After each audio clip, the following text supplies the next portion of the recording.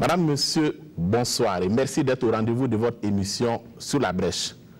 Toutes nos excuses pour ce quart d'heure de retard. Ce dimanche, je reçois pour vous Antoine Kaboré. Il est magistrat de carrière, il est ancien leader syndical estudiantin, il est l'actuel secrétaire général du SAMAB, le syndicat autonome des magistrats burkinabés. Monsieur Kaboré, bonsoir. Bonsoir, Monsieur Koulibaly. Et merci d'avoir accepté notre invitation. C'est moi qui vous remercie. On commence par une question d'actualité. Aujourd'hui, c'est la fête de Ramadan, après un mois de jeûne, de privation et de prière.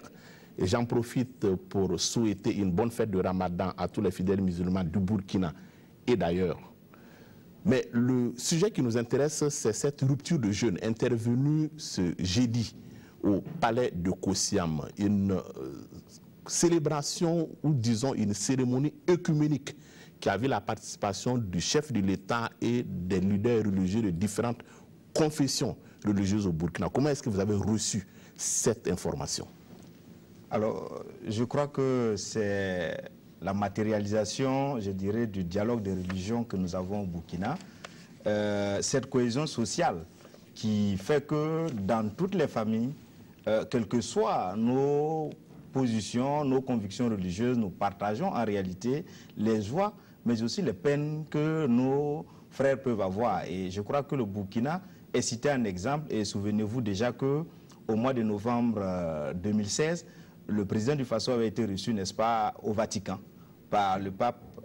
Et à cette occasion, il avait été accompagné par les leaders des autres religions. Nous ne pouvons que saluer cela parce que ça montre que nous avons des valeurs que nous pouvons donner au monde, que nous pouvons partager au monde, surtout dans une situation où, effectivement, on a de plus en plus d'intolérance dans la pratique religieuse. Le Burkina est un exemple. Il faut travailler à solidifier, n'est-ce pas, je dirais, cette manière de voir la cohabitation entre les religions.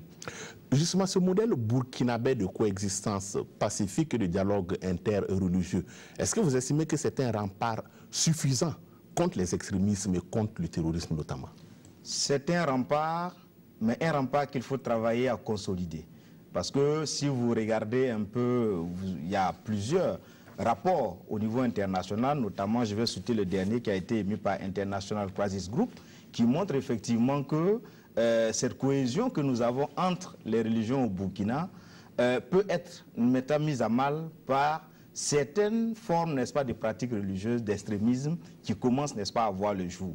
C'est pourquoi je pense que les modérés de toutes les religions doivent se donner la main pour continuer à perpétuer cet exemple-là et sinon à combattre ceux-là qui sont les plus minoritaires dans toutes les catégories d'ailleurs, qui tendent, n'est-ce pas, à saper, je dirais, ce modèle de coexistence. Du terrorisme, parlons-en, mais de façon, on va dire, beaucoup plus positive, avec notamment la réouverture de Capuchino après le drame intervenu le 15 janvier 2015 et qui avait causé une trentaine de morts. Donc cette réouverture de Capuchino est présentée comme une victoire de la vie sur la mort. L'expression est de notre confrère l'observateur Palga. C'est un commentaire que vous partagez? Oui, vous savez que les actes de terrorisme de façon générale, quand on les définit, vous verrez que l'élément central dans l'acte de terrorisme, c'est de faire peur, de vous amener à adopter un comportement contraire de ce que vous avez habituellement, vous faisiez habituellement. Et donc, dans cette dynamique, le Capuchino, le Splendide ont réouvert leurs portes. C'est une manière pour le Burkinabé de dire nous ne cédons pas à la panique, nous ne cédons pas à la peur, quel que soit ce qui peut arriver, nous célébrons la vie. Et donc, c'est une très bonne chose. Ça permet aussi à ceux qui ont été touchés de savoir qu'au-delà de leur douleur personnelle, la nation les accompagne dans une nouvelle forme de voir les choses, vivre malgré ce qui est arrivé. Et donc, pour nous, c'est une victoire, je dirais, de la vie sur, n'est-ce pas, je dirais, la violence, la barbarie. Autre sujet, autre actualité phare cette semaine, c'est ce rapport, on va dire, de contre-expertise sur les restes supposés du président Thomas Sankara et de ses 12 compagnons. Rapport qui véritablement n'apporte pas, on va dire, un éclairage nouveau par rapport à ce qu'on savait déjà, parce que scientifiquement, le rapport ne permet pas en tout cas de dire s'il s'agit ou non des restes de Thomas Sankara et de ses compagnons d'infortune. Comment est-ce que vous recevez cette information par rapport au rapport de contre-expertise? Alors, en tant que citoyen, je dirais que effectivement, lorsque vous perdez une personne, pour faire, n'est-ce pas, votre travail de deuil, vous avez besoin de savoir où se trouve cette personne pour pouvoir de temps à autre aller vous incliner, rendre, je dirais, hommage à sa mémoire. Et donc, dans ce sens, effectivement, ça peut être une douleur pour les familles de ne plus savoir véritablement si ce sont le corps de leurs parents, leurs proches, qui se trouvent, n'est-ce pas, à Dagnoin, qui ont été exhumés. Mais sur le plan, je dirais, juridique, moi, si je prends mon regard de magistrat, je dirais qu'il y a une chose qui est constante, qui est que le capitaine Thomas Sankara et ses compagnons ont disparu dans des situations difficiles, tout le monde le sait, et nous savons tous qu'ils ont perdu la vie, et qu'aujourd'hui, les procédures qui sont en cours ne devraient pas être ébranlées, outre mesure, par effectivement ces questions d'expertise. Ces questions auraient pu aider effectivement les familles à pouvoir apaiser leur cœur, à pouvoir avoir une certaine tranquillité de l'âme, mais cela n'est pas un obstacle, je dirais, un obstacle important dans le cadre de la manifestation de la vérité pour ce qu'on sait des événements du 15 octobre 87. Mais sur les chefs d'inculpation, on peut s'interroger. S'il n'y a pas de corps, il n'y a pas de mort. Non, vous savez, en droit, c'est vrai que on pourrait penser que quand il y a mort, ou pour vous déclarer juridiquement mort, c'est lorsqu'il y a un corps et qu'il y a un médecin qui atteste que vos facultés vitales ont cessé de fonctionner, mais il y a d'autres en fait situations, d'autres fictions qui permettent effectivement de surmonter ces événements. Vous aurez, comme je peux vous donner comme exemple, le cas par exemple du crash de l'avion Air Algérie. Les corps n'ont pas été retrouvés, mais il n'en demeure pas moins que sur le plan du droit, ces personnes sont considérées comme étant des personnes mortes. Et donc, il y a des fictions juridiques qui permettent en réalité de surmonter ces obstacles et de continuer les procédures. Donc, pour moi, en l'état actuel des choses, cela ne change rien dans la procédure juridique qui est engagée. 30 ans déjà que le père de la révolution burkinabé et ses compagnons sont disparus. Est-ce que sans langue de bois, est-ce que véritablement vous croyez à la manifestation de la vérité dans cette affaire un jour? Je crois et je sais, en fait ça dépend de la vérité que vous cherchez. Si c'est la vérité judiciaire, accompagnée par des éléments de preuve, je pense... En tout cas que le droit soit dit et que les ayants droit puissent effectivement gagner gain de cause, on va dire. Mais je pense que la procédure est en bonne route. Vous savez que pendant longtemps, on a fait un procès à la justice burkinabé par rapport au dossier Sankara. Personnellement, sur plusieurs plateaux, je l'ai dit, il n'y a pas de gros obstacles pour moi dans le dossier Sankara. Les acteurs du 15 octobre, on les connaît, de part et d'autre. Des gens qui ont été témoins de la scène ou des événements avant ou après existent, même si certains ne sont plus de ce monde. Et donc, rétablir les faits, ce qui s'est passé le 15 octobre ne me paraît pas extraordinaire. Mais c'est vrai qu'il y a des incidents de procédure ça et là qu'on a connus, ce qui est normal dans une procédure judiciaire. Mais je pense que le juge d'instruction mène sereinement sa procédure. Pas de gros obstacles, je vous prends au mot. 30 ans, c'est pas 30 jours. Oui, c'est vrai, mais vous savez aussi que... dans un pays où l'espérance de vie est à peu près de 47 ans, oui, c'est pratiquement une vie. Oui, vous savez aussi que le cas du dossier Sankara s'est passé dans une situation d'exception et qu'après nous sommes revenus dans une situation d'état de droit avec ces faiblesses que vous connaissez.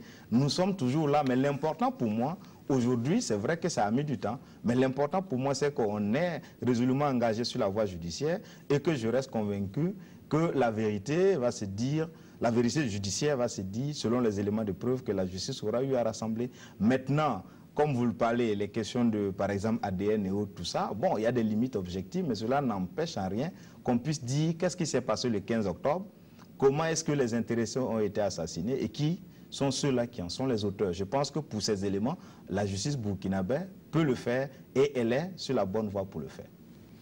Je suis toujours, on va dire, avec la session extraordinaire de l'Assemblée nationale ouverte ce 20 juin, avec notamment à l'ordre du jour l'examen du projet de loi sur la Haute Cour de justice.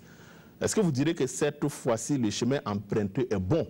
En tout cas, contrairement à la voie sans issue que semblait avoir emprunté la Haute Cour de justice. Alors, vous savez, personnellement, je suis contre les juridictions d'exception de façon générale, et en particulier contre la Haute Cour de justice qui, de mon point de vue, sera encore une situation que nous allons gérer, nous, en tant que magistrats de carrière.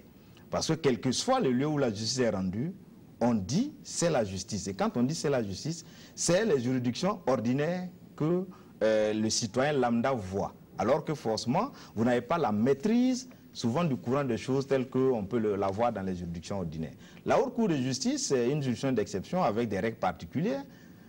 Et donc, souvent, il peut y avoir des difficultés. Et ajouter à cela le fait que depuis qu'elle a été créée, elle n'a jamais fonctionné dans notre pays. Et donc, dans ce sens, j'ai vu, il y a eu des incidents, oui, des exceptions qui ont été soulevées, parfois refusées, en fin de compte, on a accepté. Pour moi, il faut aller dans la sérénité. Et c'est pourquoi les décisions du Conseil constitutionnel sont une avancée, mais de mon point de vue personnel, on n'avait même pas besoin qu'il y ait des décisions du Conseil constitutionnel pour qu'on aille à ces éléments. Qu'est-ce qu'il fallait faire? Le juge burkinabé applique des règles. Et ces règles, c'est aussi bien les lois votées au Burkina Faso que les règles internationales que le Burkina Faso a ratifiées. Donc, il ne faut pas baser son analyse des textes quand vous voulez l'appliquer à un conflit seulement aux règles votées par le Parlement ou par les institutions nationales. Il faut jeter un regard sur les règles internationales. Et si on jette ce regard, les conventions effectivement qui prescrivaient tout ce qu'on a soulevé au niveau du Conseil constitutionnel sont des règles qui s'appliquent dans le droit positif burkinabé parce que ratifiées par le Burkina Faso. Et donc, c'est bon de construire des règles nationales en y incorporant des éléments des règles internationales, mais pour moi, on aurait pu faire fi, n'est-ce pas, de toutes ces procédures et aller directement, si on avait, le juge burkinabé avait accepté appliquer les règles de droit international directement. C'est jeudi au point de presse du gouvernement, parlant des articles 21 et 33, portant justement organisation et fonctionnement de la Haute Cour de justice, le ministre René Bagoro aura ce commentaire. Ce sont ceux-là même qui ont attaqué ces décisions, qui les avaient adoptées, et il poursuit en disant qu'on a l'impression que les uns et les autres avaient sciemment fait ces textes pour qu'ils ne s'appliquent jamais. Fin de citation. C'est un commentaire qui se justifie? Ben, il a ses raisons, mais moi je dis l'État est une continuité. Quand moi je viens prendre un service, ce n'est pas parce qu'il est mauvais ou qu'on avait posé des éléments, des actes qui n'étaient pas des actes, je dirais, progressistes, que je vais condamner. Ce que j'ai à faire, c'est de travailler à améliorer les choses. Et donc moi je ne rentre pas dans les discours du jugement d'un régime contre un autre régime, parce que c'est en réalité de cela qu'il s'agit. Moi, je ne suis pas politique, je ne suis pas sur ce terrain. Je constate qu'on avait des règles qui ont des limites, et donc il faut travailler à les corriger. Et du reste, les textes sur la Haute Cour de justice et le tribunal militaire, c'est les textes qui ont été adoptés avant que le Burkina n'ait ratifié un certain nombre d'actes au niveau international. Et donc, dès lors qu'on a ratifié ces actes, il est intéressant que nous puissions mettre à jour notre ordonnancement juridique. Maintenant, bon, les considérations de type politique, ça n'engage que les acteurs politiques. Sur le fond, est-ce que vous avez le sentiment que le nouveau texte proposé va régler l'ensemble des questions? Ou bien est-ce que jusqu'à présent, vous émettez des réserves?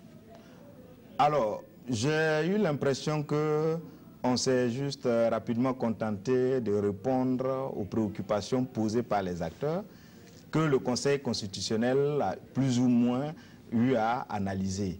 Mais je crois fondamentalement qu'il faut peut-être révisiter certains textes auprès de certaines juridictions pour pouvoir asseoir des règles pérennes pour l'avenir. Parce que sur la base de l'article 21-33, on révise déjà rapidement, il faudrait peut-être s'assurer que les autres dispositions de ces lois-là ne contiennent pas d'autres éléments qui pourraient encore faire l'objet, en fait, de recours en inconstitutionnalité. Et donc, pour moi, il faut prendre le temps, véritablement, de bâtir des textes qui sont assez objectifs pour pouvoir s'appliquer, je dirais, dans le cadre des procès et assurer le droit de tout le monde. Si c'est une réaction par rapport à un acte qui a été posé, je crains fort que de réaction en réaction, on ne continue à attaquer les dispositions, n'est-ce pas, des lois qu'on a antérieurement votées aujourd'hui qui sont un peu dépassées. Un projet de loi sur le tribunal militaire va également être examiné au cours de cette session extraordinaire de l'Assemblée nationale. Ouais. Le texte, en tout cas, prévoit notamment l'introduction du double degré de juridiction au niveau de la phase de jugement et l'admission de la plainte avec constitution de partie civile. C'est en tout cas ce que déclare le ministre en charge de la Justice. C'est une avancée selon vous? Bon, oui, mais mon problème, c'est que ce sont des textes déjà qu'on vote pour les appliquer à des cas qu'on connaît déjà. C'est ça un peu le malaise.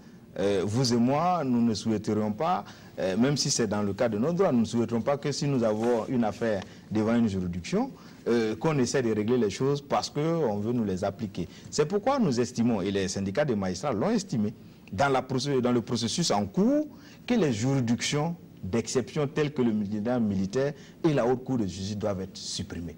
Parce que ce qu'on est en train aujourd'hui de vouloir rattraper dans ces textes existe déjà pour les juridictions de droit commun. Donc il faut avoir le courage de dire, ces juridictions ont eu leur époque, mais aujourd'hui rien ne se justifie. Regardez même d'ailleurs le fonctionnement de ces juridictions. On a besoin des magistrats de l'ordre judiciaire pour aller les animer, quand on prend le tribunal militaire ou la haute cour de justice.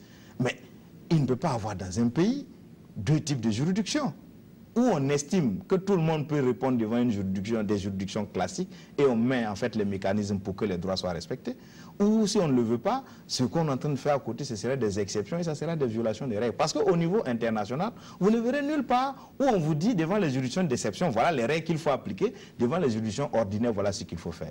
L'exception n'a pas toujours été, hélas, malheureusement en droit, un élément protecteur des droits des personnes. Donc il faut en tirer les leçons avec les quelques procès que nous avons pour comprendre que définitivement, il faut aller vers les juridictions de droit classiques pour pouvoir connaître de tout type de litiges. Voilà. À l'étape actuelle, est-ce que vous pensez que, par exemple, le gouvernement Tiao III, qui est devant la haute cour de justice, peut passer devant les juridictions ordinaires? Mais c'est vrai qu'on a enclenché les procédures avant, effectivement, qu'il y ait eu les réformes pour soit supprimer ces hautes cours, ne plus les reconnaître. Mais ce que moi je dis, c'est que je tire leçon du fait que les difficultés liées au fonctionnement de ces juridictions d'exception, ces difficultés doivent instruire pour l'avenir le Burkina, et notamment dans les réformes constitutionnelles, pour qu'on mette en fait de côté, qu'on supprime définitivement les juridictions d'exception. Dans ces conditions, est-ce qu'on peut émettre un doute légitime quant à ce que le droit soit véritablement dit devant la haute cour de justice et devant le tribunal militaire en l'occurrence? J'avais des doutes personnellement sur la garantie des droits de la défense. Les procès qui ont débuté nous ont montré les limites. Et donc, il faut véritablement que si on doit travailler à asseoir un état de droit où chacun doit pouvoir être jugé, mais avoir, en fait, jugé, condamné, c'est possible si vous êtes auteur de faits, mais il faudrait avant tout que sur le plan procédural, vous ayez tous les éléments nécessaires ou toutes les passerelles nécessaires pour assurer vos droits. C'est à ce prix, effectivement, qu'on pourrait avoir des peines prononcées et acceptées et aussi, je dirais, un apaisement, parce que le droit, au final, la justice a une mission aussi, c'est de réconcilier. Quand on veut réconcilier, il faudrait que les choses se passent dans les règles de l'art. Sinon, on peut avoir des procès, mais à la fin, on n'aura pas le résultat qui est la réconciliation qu'on souhaitait. La justice burkinabé, vous le savez bien, est au cœur des enjeux de lutte contre la corruption. Le problème, c'est que dans l'opinion, il y a le sentiment que les dossiers de crimes économiques, notamment, dorment dans les tiroirs des juges qui sont plus prompts à se mobiliser pour défendre des intérêts corporatistes qu'à se mobiliser pour des questions de droit qui permettent à la communauté entière d'avancer. Qu'est-ce que vous répondez à ces critiques-là? Je dirais d'abord que vous voyez que si vous regardez au niveau international, il y a des crimes ou des infractions spécifiques qui font l'objet de législations spécifiques. Parce que ces infractions ne sont pas des infractions de droit commun comme nous les connaissons. Le Burkina a ratifié des conventions en matière de lutte contre la corruption, la criminalité, le terrorisme, mais il faut, au-delà, n'est-ce pas, de ces textes, mettre en place une infrastructure qui puisse permettre de sous-tendre. Et je pense que dans ce sens, en 2016, les pôles économiques et financiers au niveau des tribunaux de Ouaga et Bobo ont été créés par la loi. Il faut maintenant les opérationnaliser en y nommant des magistrats et en leur donnant en fait les moyens pour pouvoir travailler. C'est le premier élément que je dis. Donc il y a déjà dans la pratique des éléments qui se mettent en place. Mais est-ce qu'il y a un déficit de compétences des magistrats par rapport notamment à un certain nombre de crimes économiques? Non, compétences, nous on a été formés pour constater des infractions et appliquer les règles de droit qu'il faut. Maintenant, parfois dans la manière de découvrir ces infractions de type spécifique, il faut certainement avoir des compétences spécifiques. Il y a des montages financiers qui sont souvent très complexes. Oui, maintenant, quand il y a des montages financiers, il faut forcément des experts qui accompagnent les magistrats pour pouvoir, en fait, je dirais, détricoter ces montages. Et donc, je crois que de par les textes, il y a ces règles qui existent. On peut pouvoir faire appel à des experts, on doit pouvoir recruter des personnels qui vont accompagner les magistrats dans le cadre de pôles ECOFI. Mais il faudrait qu'on puisse le mettre en œuvre. Parce qu'aujourd'hui, les pôles ont été créés, mais des magistrats n'y sont pas pour le moment, pour pouvoir les animer. Donc ça, c'est une limite objective. Et deuxièmement, je voudrais... Mais à qui la faute? Est-ce que c'est un manque de volonté politique ou bien est-ce que c'est un manque de volonté des acteurs de la justice de prendre à bras le corps les véritables problèmes qui sont, les dossiers qui sont dans vos tiroirs? Non, écoutez, il n'y a pas de dossier dans les tiroirs. Quand les dossiers arrivent, les magistrats posent des actes. Par exemple, quand vous prenez généralement les crimes en matière de corruption qui viennent au niveau de la justice, il faut ouvrir. Généralement, c'est des informations judiciaires que nous ouvrons. Donc, alors que ces informations judiciaires, il faut du temps, puisqu'on reprend les enquêtes qui ont été menées parfois au niveau de la police judiciaire, sinon généralement au niveau de l'ASE. L'ASE, jusqu'à une période récente, n'était qu'une structure administrative qui n'avait aucune compétence en matière de police judiciaire. Donc comprenez que les actes qu'ils vous envoient sont des actes, ou même des enquêtes, c'est des enquêtes administratives qui n'ont pas une valeur sur le plan judiciaire. Et donc il faut les mettre dans le circuit judiciaire pour pouvoir en sortir quelque chose. C'est la même chose que vous créez une commission d'enquête administrative pour pouvoir faire des enquêtes sur des faits. Si vous finissez, ça va reprendre le circuit judiciaire pour aller. Et donc, il y a un élément fondamental qu'il faut comprendre. C'est pourquoi nous disons, au lieu de créer des structures autonomes ailleurs pour le faire, il faut doter les structures qui, par nature ou par origine, ont pour mission de faire des enquêtes. Si vous dotez la police judiciaire, vous dotez les parquets et les cabinets d'instruction, les choses iraient vite au lieu que ça transite d'abord par des structures. C'est peut-être parce qu'il y a une crise de confiance. Non, je ne crois pas. Notamment dans les juridictions. Non, la crise de confiance peut se situer où il y a des dossiers qui viennent, les gens les traitent. Je prends par exemple les cas des dossiers d'instruction dont vous parlez. Un magistrat à Ouagadougou, à l'instruction, a plus de 300 dossiers.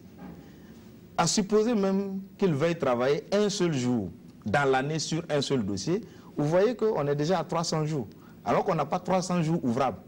S'il prend un dossier en 300 jours, s'il y a 10 personnes dans le dossier, vous pensez qu'il peut les entendre, les 10 personnes, dans le dossier, dans la même journée?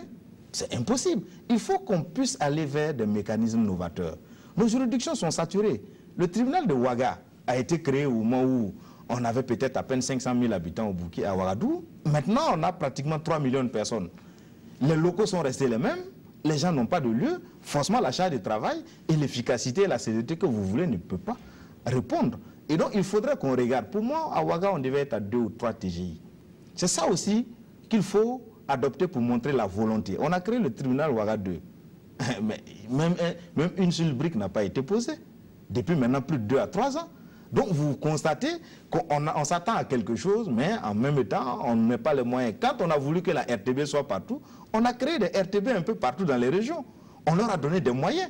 Mais si vous restez à Ouagadougou avec... Sur la question des moyens donnés à la RTB, on peut épiloguer là-dessus. Oui, mais on a créé et on a tenté de rapprocher. Si vous voulez que la RTB reste à Ouagadougou pour rayonner sur tout le territoire, mais chaque jour, vous aurez envoyé vos équipes quitter Ouagadougou, aller à Gawa pour aller couvrir des événements. Les gens vont dire que vous arrivez en retard ou ils n'arrivent pas à vous avoir. Donc, il faut mettre des moyens pour qu'on puisse aussi bien, au niveau des textes juridiques qu'on est en train de changer, les réadapter, mais aussi réadapter sur le plan matériel pour que les choses puissent avancer. Donc je ne crois pas que les dossiers dorment, mais peut-être que les juges ne réagissent pas à la vitesse de ce que les gens auraient souhaité. Parce que aussi sur le plan matériel, il y a des difficultés humaines. Dans la traque de cette, disons, dans cette traque des leaders de la corruption, le contrôleur général d'État, Luc Marius Ibriga, a été reçu cette semaine par le chef du gouvernement Paul Kabatieba. Oui. Il propose en tout cas, notamment qu'au niveau une réforme, on va dire, des corps de contrôle. Est-ce que vous pensez que c'est une alternative intéressante? Oui, en fait, je pense que les corps de contrôle sont des instruments à la disposition du pouvoir exécutif pour contrôler le bon fonctionnement de l'administration. Et il faut effectivement travailler à redynamiser les inspections, les corps de contrôle de façon générale, mais en particulier les inspections des services dans les ministères. Parce que jusqu'à un passé récent, se retrouver à l'inspection, hein, il faut le dire clairement, c'était un garage. C'était un garage. Le cimetière des éléphants des ministres. Voilà, justement, voilà, on vous met, voilà, vous êtes hors hiérarchie, vous ne dérangez personne, mais il n'y avait pas un travail véritable qui était fait. Et donc, il faut véritablement qu'on puisse avoir une carrière en état inspecteur, avoir, je dirais, un profil qui puisse permettre effectivement de débusquer les choses. Cela pourrait aider l'administration elle-même à avoir les outils de contrôle interne, quitte à tamiser ce qu'ils auront et à transmettre ce qu'il faut transmettre, n'est-ce pas, au niveau pénal, à la justice pour pouvoir en connaître. Donc il faut redynamiser les corps de contrôle. Je suis parfaitement d'accord avec le contrôleur général. Ce vendredi, un conseil des ministres extraordinaire a adopté trois rapports relatifs entre autres à l'allègement, on va dire, des procédures dans la contractualisation des partenariats publics-privés. Le dit conseil a aussi adopté le principe de l'entente directe pour la passation des marchés publics, et cela pour une période en tout cas de 6 mois, au regard de l'urgence d'un certain nombre de dépenses et d'investissements qu'il faille réaliser. Est-ce que vous pensez que ce sont des outils de gouvernance qui vous rassurent? Vous savez, les marchés publics, il y a toujours des supputations sur les marchés publics. Mais personnellement, pour ce que je peux dire, moi je pense qu'il faut réformer notre système de passation des marchés publics, nos systèmes, n'est-ce pas, d'exécution, je dirais, des ouvrages publics. Parce que, quelles que soient les réformes qui sont faites, on constate parfois sur le terrain que le résultat qu'en tant qu'usagers, nous voyons, par rapport à toutes ces complexités, ces règles complexes qu'on crée, on n'est pas satisfait. La preuve en est que nous, on a certains tribunaux où vous n'êtes même pas encore entré, tout est fissuré, alors que ce n'est pas le procédé de passation des marchés publics. On vous dit c'est l'offre la mieux intéressante, c'est la moins disante. Personnellement, je crois qu'il faut faire une réforme profonde et créer une transparence. Je pense qu'en ce sens, on peut bien copier l'exemple du Rwanda, qui est arrivé, n'est-ce pas, à gérer bien les problématiques en matière de marchés publics et qui donne satisfaction. Sinon, aujourd'hui, c'est un labyrinthe. Il y a beaucoup d'étapes et tous ces goulots d'étranglement sont en fait des niches possibles en fait et d'inefficacité dans le cadre, n'est-ce pas, de l'exécution ou en fait de la passation des marchés. Pour moi, la chaîne est très longue et il faut essayer d'objectiver les choses. Et voilà, ça peut permettre. Parce que c'est pas par le gré à gré. Non, le gré à gré, vous savez que non. C'est là la curiosité au Burkina Faso. Quand vous êtes au plus bas niveau, on vous demande les sommes les plus faibles, on ne peut pas les faire de gré à gré, alors que quand on a des milliards, on dit qu'on peut les faire de gré à gré. Je ne suis pas, je dirais, un partisan des gré à gré. Et même si on doit faire des gré à gré, il faut que les entreprises qui sont les mieux outillés dans le secteur, on puisse même ouvrir, même si c'est une concurrence limitée, pour qu'on puisse les sélectionner au regard de leur background dans le secteur. Mais le gré à gré sans contrôle véritable, je vous avoue que c'est ce qui donne parfois les éléphants blancs. Voilà. Ce mercredi, un conseil des ministres ordinaire, celui-là, a annoncé la mobilisation de 415 milliards de francs CFA pour financer un programme d'urgence, notamment au Sahel burkinabé. On dirait, disons que l'on dirait que c'est une initiative salutaire au regard des défis sécuritaires et des défis de développement dans cette partie du Burkina. Est-ce que c'est aussi la perception que vous avez de cet engagement gouvernemental? Alors, je crois que l'engagement gouvernemental est une bonne chose parce que cela s'inscrit dans la logique de la gestion parfois du terrorisme. Ce n'est pas seulement une réponse forcément je dirais militaire, envoyer des forces pour anéantir des éléments négatifs. Ce n'est pas aussi uniquement que judiciaire, même si chez nous on privilégie moins l'aspect judiciaire, mais c'est beaucoup plus une fracture parfois sociale entre parfois des zones d'un territoire qui se sentent délaissées en réalité par l'État central. Et donc reconstruire la présence de l'État, amener l'État à donner des réponses objectives au niveau des populations, légitimer la présence de l'État peut être un élément fort. Mais est-ce qu'il suffit seulement de déverser des milliards pour pouvoir avoir ce résultat? Je n'en suis pas sûr. Regardez le cas malien. Pendant longtemps, sous le président ATT, on a déversé des investissements au nord du Mali. Cela n'a pas empêché que le terrorisme, n'est-ce pas, prenne pied au nord Mali. Moi, je pense personnellement qu'il faut mener un débat large pour comprendre quels sont les préoccupations de légitimation de l'État auprès des populations de ces zones et donner des réponses, ce qui permettrait effectivement que ces populations soient une barrière contre les groupes extrémistes ou ceux-là qui veulent les manipuler. Sinon, vous avez beau aller construire des écoles, des puits, si les populations ne se sont pas appropriées votre démarche, la démarche ne donnera pas. Et pour preuve, vous avez vu que parfois au nord, au Sahel, il y a eu des écoles qui ont été construites et parfois il n'y a pas d'élèves. Pour dire que la forme, je dirais, de président de l'État n'était pas la forme appropriée parce que les populations ne l'ont pas légitimée. Donc pour moi, avant de déverser ces milliards, il est nécessaire qu'on puisse discuter pour savoir comment, sur le plan humain, sur le plan de la société, on travaille à ce que les populations du Sahel se sentent à part entière dans la composante Burkina Faso. Sur le front social, je voudrais que l'on retienne, on va dire, le sit-in observé par le syndicat des affaires étrangères et la grève de 48 heures qui s'en est suivie, avec les 96 heures de grève annoncées pour le syndicat de la culture comme prétexte à l'analyse, on va dire, de la fronde sociale. Et en tout cas, les différentes formes de revendications auxquelles on assiste ici au Burkina depuis quelques temps. Revendications quelque part dénoncées par le chef du gouvernement, Paul Kabatiba, qui relève notamment que les financiers à eux seuls ont fait 40 jours d'arrêt de travail. Est-ce que vous comprenez la posture du Premier ministre? Oui, vous savez, le Premier ministre, peut-être qu'il est de bonne foi, mais les mouvements sociaux au Burkina ces derniers temps, on peut expliquer son histoire. Et ces mouvements, il ne faut pas oublier que sous le régime passé, même si les libertés en matière de droit aux revendications sociales étaient reconnues, il y avait en fait de façon diffuse des méthodes ou des moyens qui étaient utilisés pour ne pas permettre aux gens de pouvoir s'exprimer comme il le fallait. Soit parce qu'on crée la scission entre les travailleurs, on crée plusieurs syndicats, etc. Ça faisait que les gens n'arrivaient pas. Maintenant il y a... Comme chez vous? Oui, ça je le reconnais. Maintenant qu'il y a la parole est libérée suite à l'insurrection, il est évident que l'État a perdu un peu de ses leviers pour pouvoir contrôler. Mais au-delà de cela, ça c'est sur le plan, je dirais, de l'analyse formelle que je fais. Mais au-delà de cela, il faut analyser peut-être les préoccupations des travailleurs. Est-ce que les préoccupations des travailleurs sont légitimes, oui ou non? Si c'est le cas, il me semble que c'est au gouvernement de prendre la hauteur pour créer les conditions pour qu'on puisse discuter. Nous sommes tous fils du Burkina Faso. Soit, mais c'est le travail qui crée la richesse. Je suis parfaitement d'accord. S'il n'y a pas de travail, il n'y a pas de richesse, donc il n'y a rien à repartir, comme a annoncé le chef de l'État. Mais j'ai l'impression que le gouvernement vient toujours en pompier, le feu est mis et puis il court. Alors que, je suis syndicaliste, je sais que souvent les préoccupations des travailleurs, ils l'ont posé il y a 3, 4, parfois 5 ans. Mais quand vous savez qu'il y a une préoccupation, soyez les premiers à discuter avec les personnes, proposer des choses, je suis sûr que les gens pourraient comprendre. On ne peut pas tout régler du jour au lendemain. Mais quand vous êtes dans une situation de mutisme et que parfois les gens déposent des préavis 15, 10 jours avant, vous n'entrez même pas en négociation pour proposer des choses concrètes. N'attendez pas qu'il y ait la grève pour attendre le 4e, 5e jour et puis dire que vous rentrez en pourparlers. Donc en fait, on n'a pas un gouvernement qui anticipe. Et ce n'est pas seulement ce gouvernement, même le gouvernement passé. Travailler avec les acteurs, discuter avec eux.